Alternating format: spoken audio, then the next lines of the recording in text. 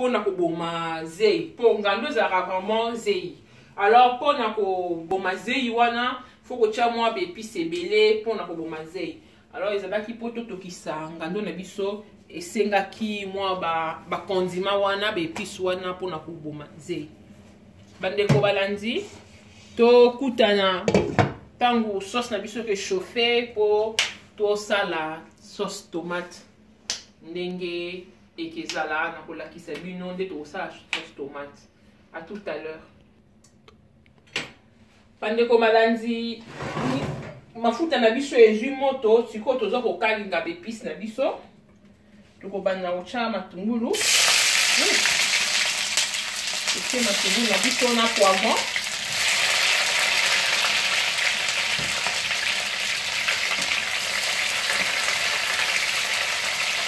matungulu na biso yango na poivron tozokela tokutana na nsima ntango matungulu na biso ekelemba po totia tomate.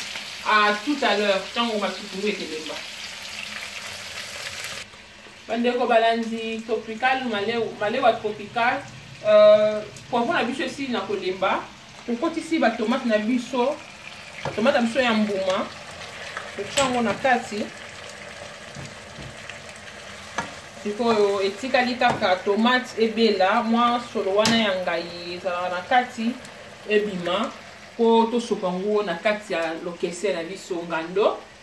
Bon, to kutana tango tomate ezala fin prêt na ko la kisabilo nde na kokotsa na kati ya ngando nanga. À tout à l'heure.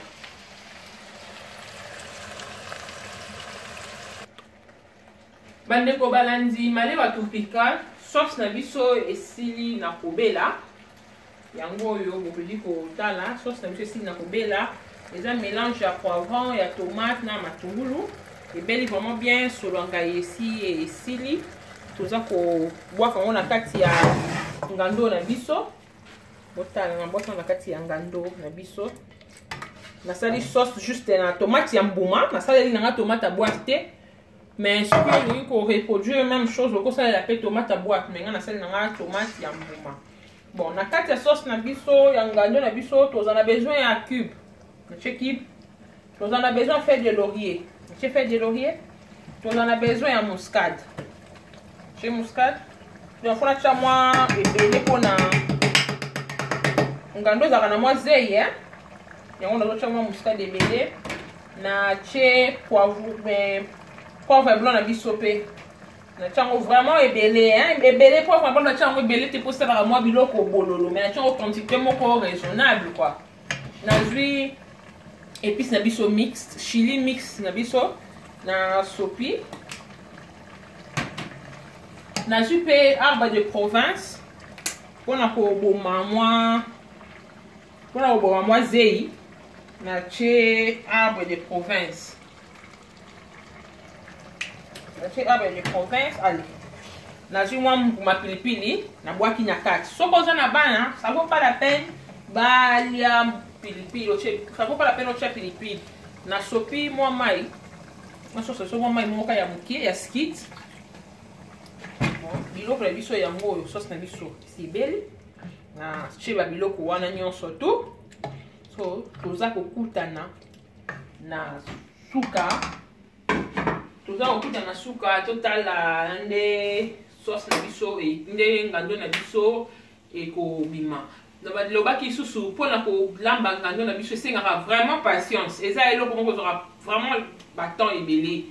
Bon na étape oyo ici et sili nango to kutana na suka tant ngando na biso ezala suki ke bela ezala prêt na ko présenter les bien la sani bokotana ndenge tante Laetitia a présenter les bino ngando.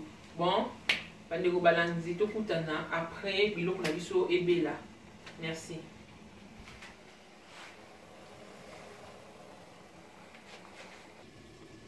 Bandeko balanzi malewa tropical ngando na biso ici na kobela. Botala ndenge bibi na nzungu. Yango ici na kobela.